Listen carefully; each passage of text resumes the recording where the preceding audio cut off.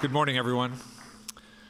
Mr. President, Mr. Vice President, Senator Sullivan, Congressman Turner, General Silva, and military officers, all members of the military, and distinguished guests. Thank you for joining us as we release the 2019 Missile Defense Review. Today, the number of new missile programs around the world is growing disproportionately to other capabilities. Writ large, the rest of the world is not developing new fighter and bomber aircraft. They are developing missiles. The sheer proliferation of offensive missile capabilities, more than 20 nation states today in 2019, makes this review timely and essential.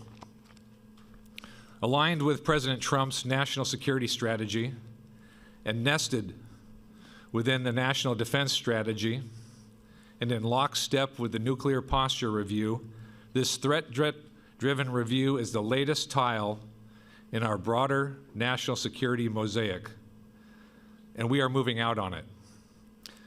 America's competitors, including China and Russia, are increasing their existing missile system capabilities, adding new and sophisticated missiles to their arsenals, including hypersonic missiles and advanced cruise missiles, and integrating these more effectively into their political intimidation, anti-access, area denial efforts, and war planning. While we are forging a new path to peace on the Korean Peninsula, North Korea's missiles remain a significant concern. So do Iran's. Make no mistake, our current defense capabilities are effective for their purpose, and our competitors know it. Frustrated by our mid-course defenses, they are aggressively pursuing new technologies to circumvent today's systems. These new technologies produce new threats, and these threats are harder to see, harder to track, and harder to defeat. To our competitors, we see what you are doing, and we're taking action. The Missile Defense Review calls for necessary investment to maintain our ground and sea-based missile defenses. From more interceptors to new kill vehicles, to improved coverage of priority regions like the Indo-Pacific. At the same time, we are focused on new capabilities for new threats. This includes hypersonics, space-based sensors, and directed energy for boost phase missile intercept. It includes a policy shift towards greater integration of offensive and defensive capabilities, because missile defense necessarily includes missile offense. For decades, the U.S. led the world in hypersonics research and deliberately chose not to weaponize these systems. China and Russia have chosen differently. Our nation does not seek adversaries, but we will not ignore them either. We refuse to be bound by geography. Our new space-based sensor layer will give us persistent, timely, global awareness. These capabilities will remove adversaries' ability to coerce us or our allies and partners. Congress has wisely mandated just such a capability. Rest assured you will see this priority reflected in our upcoming budget request. We are not interested in keeping pace with the emerging threats. We want to outpace them. This requires not just defensive weapons, but a host of enabling technologies that will allow us to integrate missile defense mission across our department. Mr. President, we are ready for this task. This is the Department of Get Stuff Done. From the Missile Defense Agency to the Space Force and across the Joint Force, we are all a part of the missile defense mission now. We will work hand in hand with our industrial base, national labs, and academia. We will work with our allies and partners from Asia to the Middle East to Europe to broaden the shield, from Japanese co-development of a new interceptor to our work with NATO to counter shared missile threats. Like us, our allies and partners have recognized the threat. With us, they have and will share the burden of answering it. In a time of great power competition, we will uphold our solemn duty, just as we've done in the past. We will defend the homeland, our deployed forces, and our allies and partners. We will deter potential adversaries and create the diplomatic space to solve complicated problems. I'll close with President Kennedy's words from 1962. The greatest danger of all would be to do nothing. Today's capabilities are dramatically different, but the logic remains the same. That's why President Trump has made missile defense a top national security priority. Directing this review in the first week of his administration, along with Vice President Pence, he has elevated this issue across our government, with our allies, but most of all, in the eyes of the American people.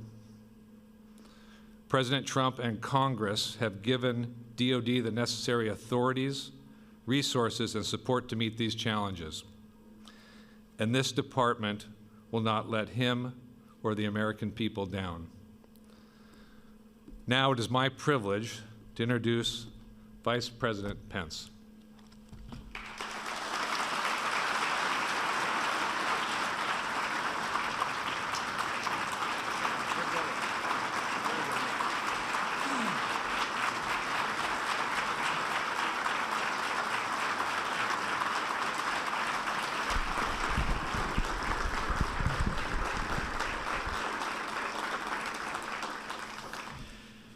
Thank you, Acting Secretary Shanahan, Secretary Mark Elsper, Secretary Wilson, distinguished members of Congress, members of the Joint Chiefs, the leadership of the Armed Forces of the United States, and to all of you who wear the uniform of the United States of America. It is my honor to be with you here today at the Pentagon as our President unveils his vision for our renewed commitment to American missile defense. As Commander-in-Chief, President Trump has no higher priority than the safety and security of the American people.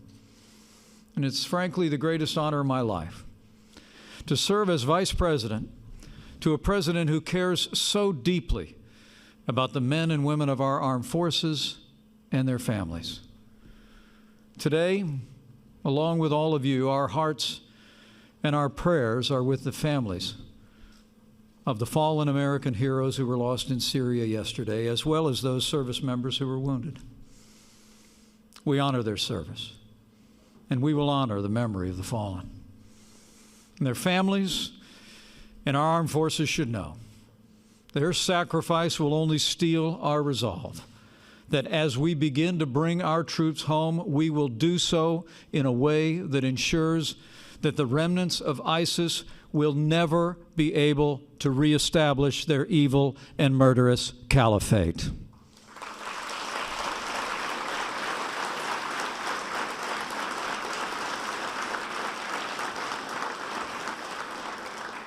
It's in that same spirit of resolve that we gather here today.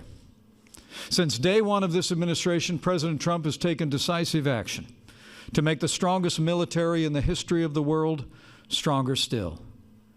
Working with members of Congress in both parties, we're rebuilding our military, restoring the arsenal of democracy.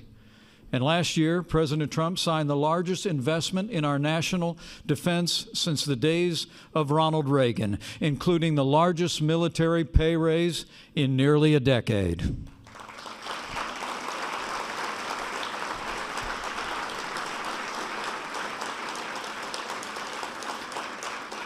At the President's direction, we released a national security strategy that puts America first, pursued the modernization of our nuclear arsenal, And President Trump has taken decisive action to extend American dominance on land, at sea, in air, and in cyberspace, and even called for the establishment of a sixth branch of our armed forces to ensure American dominance in space. In the last 2 years, our president has made great progress to provide for the common defense. And today, by unveiling our new strategy for missile defense, President Trump will take another critical step to ensure the safety and security of the American people and our very way of life. This president knows that the American people believe that America first begins with peace through strength. So now it is my high honor and distinct privilege to introduce your Commander-in-Chief, the 45th President of the United States of America, President Donald Trump.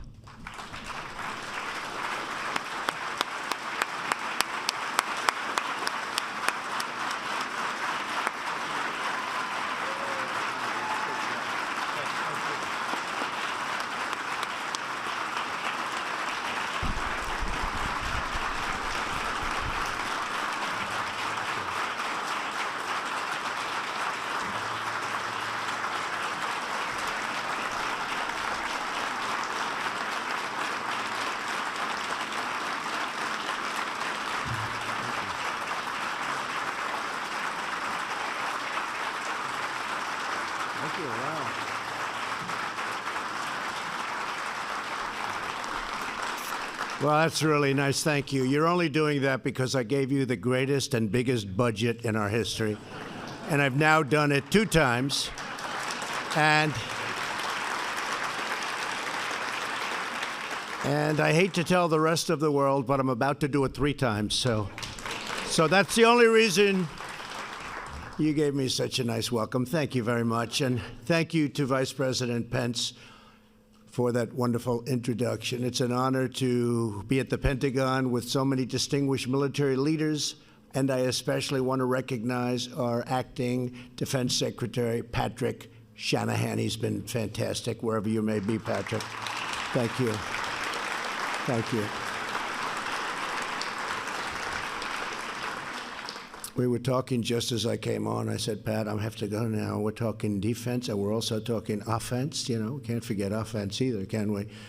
We have the finest weapons in the world, and we're ordering the finest weapons in the world. That you can be sure of. We're here to present the results of my administration's missile defense review. Our goal is simple: to ensure that we can detect and destroy any missile launched against the United States anywhere, anytime, any place. As we all know, the best way to keep America safe is to keep America strong, and that's what we're doing, stronger than ever. Joining us for today's presentation are great champions of missile defense in Congress, Senator Dan Sullivan, my friend. Thank you, Dan, very much. And Representative Mike Turner. Thank you, Mike. Thank you very much. Also joining us from the Department of Defense, our Acting Deputy Secretary of Defense, David Norquist. David, thank you. Secretary Mark Esper. Secretary Heather Wilson. Thank you.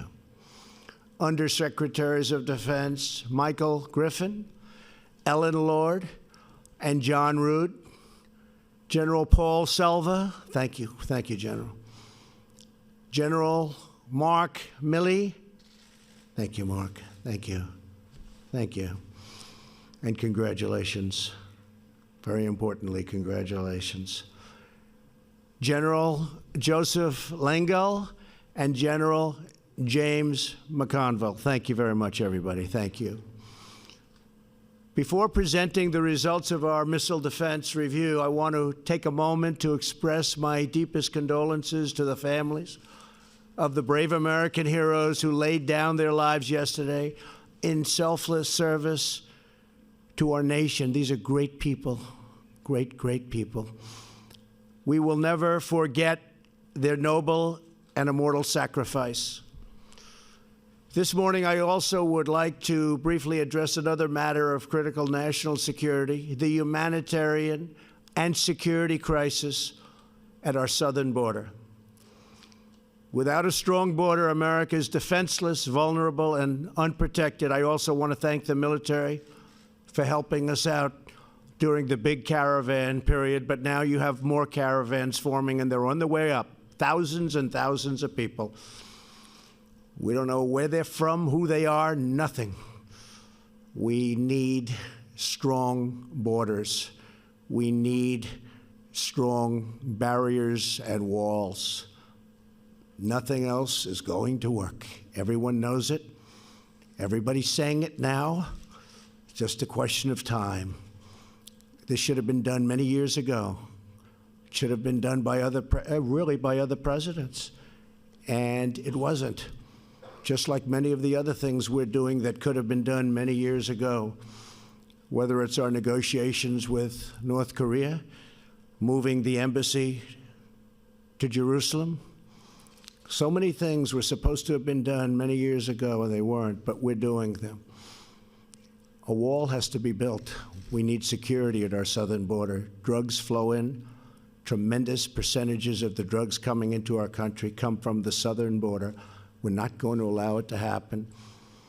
And that is why our Homeland Security professionals have asked Congress for a steel barrier between the ports of entry to fund more agents, beds, medical supplies, and technology, and to close the ridiculous and dangerous immigration loopholes that no country in the world has but us.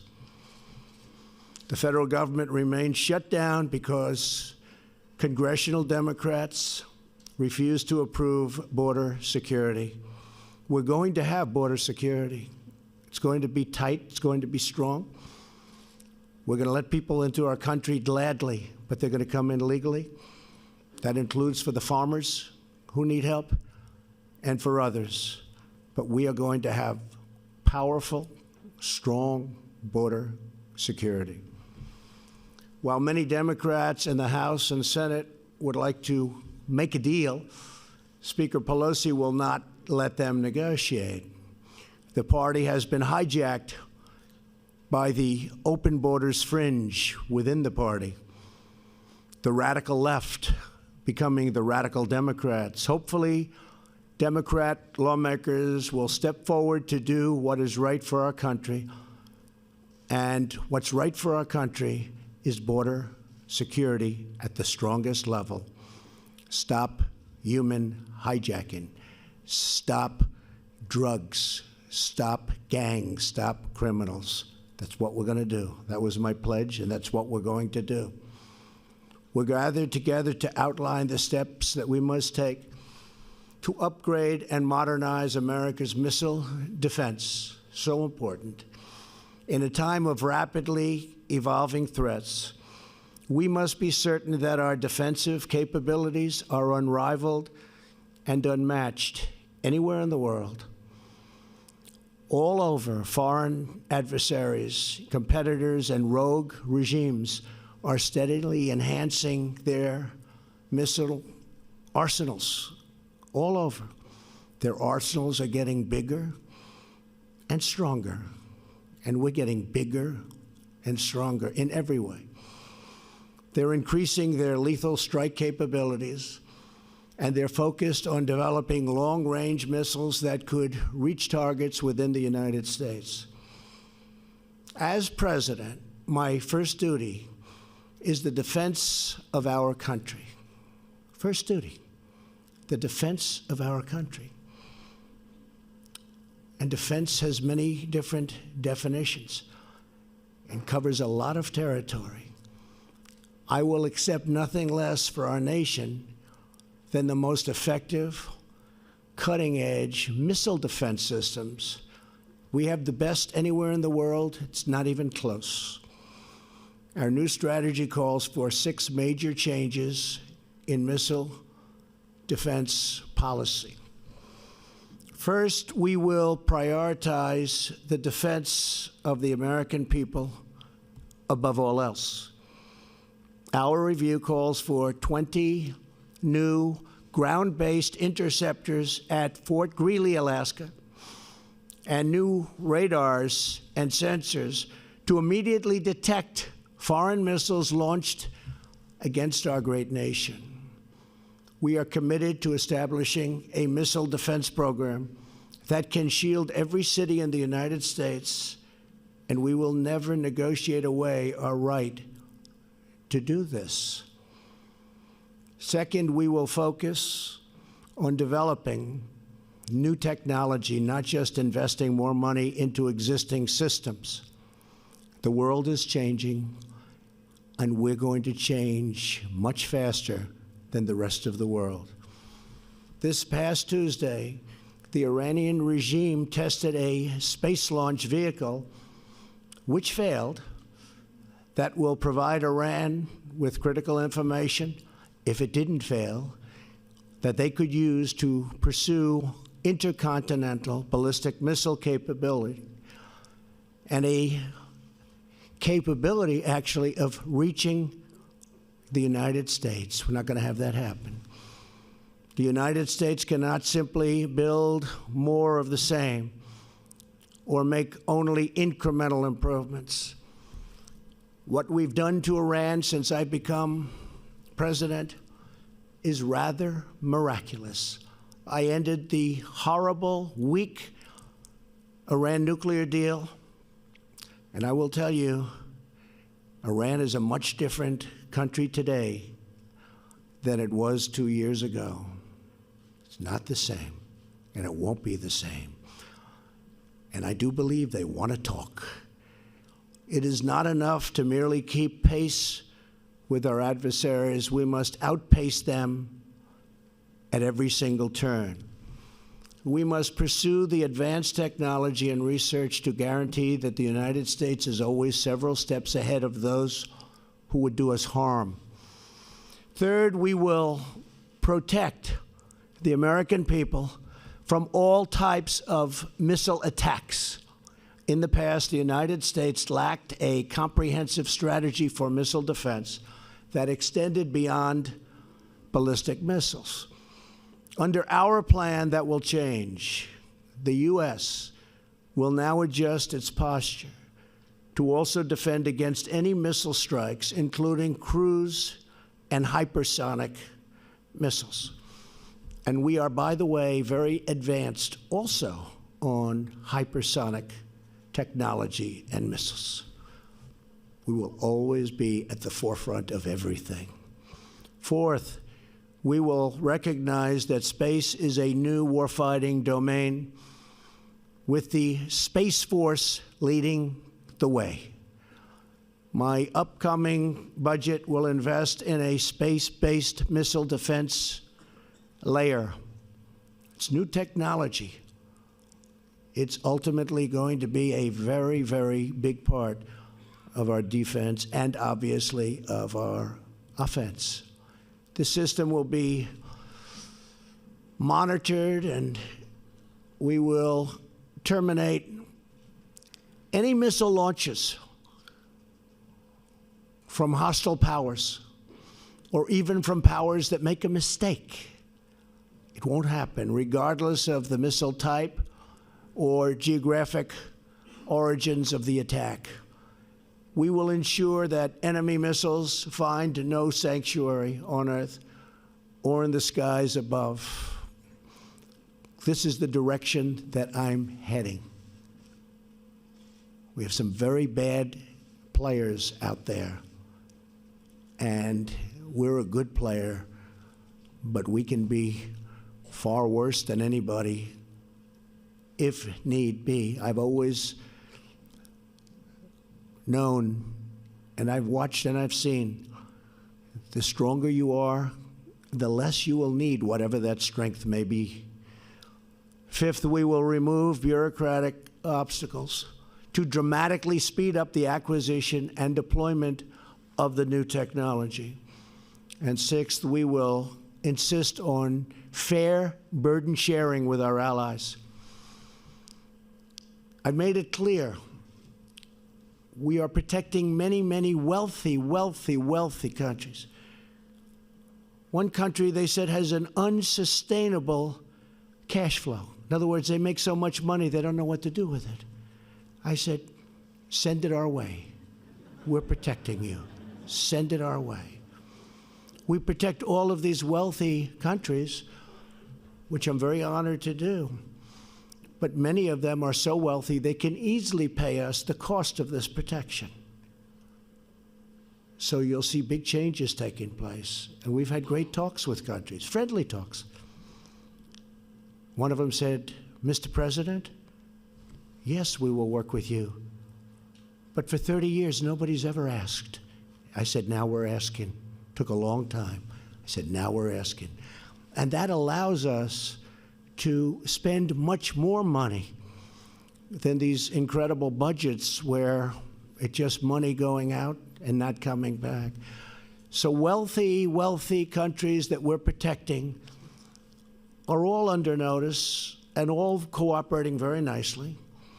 I would say they probably liked other presidents more than me, but that's okay. I don't blame them. I would too. There was a recent poll in Europe. The original poll, when I first ran, I was one of the most popular people in the world. And now they said he's not popular in Europe. I shouldn't be, because I'm asking them to step up. You have countries paying less than 1% in NATO.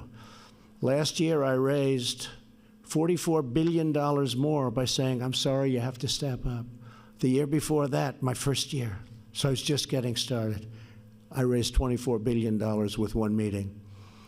And until that, it was just going down. It was going down. For 15 years, it was just going down. The numbers going into NATO. And this year will also have a good year. They're starting to step up. Very unfair when Germany pays 1%, and we're paying 4.3% of a much larger GDP. We cannot be the fools for others. We cannot be. We don't want to be called that. And I will tell you, for many years, behind your backs, that's what they were saying. So there's a big difference. We're going to be with NATO 100%, but as I told the countries, you have to step up. You have to pay minimum numbers, actually. The numbers should be much higher. They set a 2% goal. Very few pay that, but they should be much higher than that. If you look at what we pay, it's massively higher than that. So we have very good relationships, but countries are now stepping up, and they can well afford to.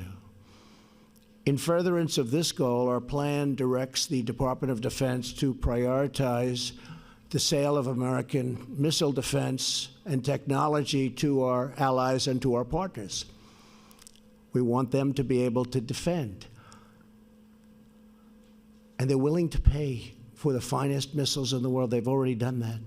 They're stepping up like nobody's ever seen before, actually.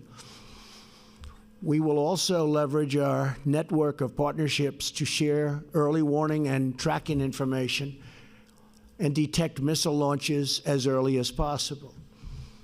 Today marks the beginning of a new era in our missile defense program.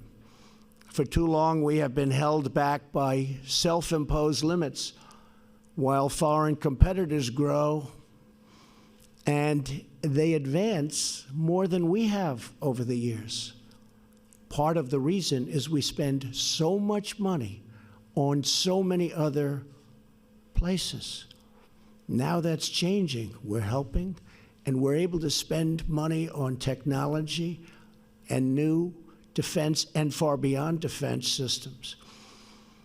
So those days are history. Our strategy is grounded in one overriding objective: to detect and destroy every type of missile attack against any American target, whether before or after launch. When it comes to defending America, we will not take any chances. We will only take action. There is no substitute for American military might. But when I took office, you know it better than anybody in the world, our military was very tired. It was very depleted.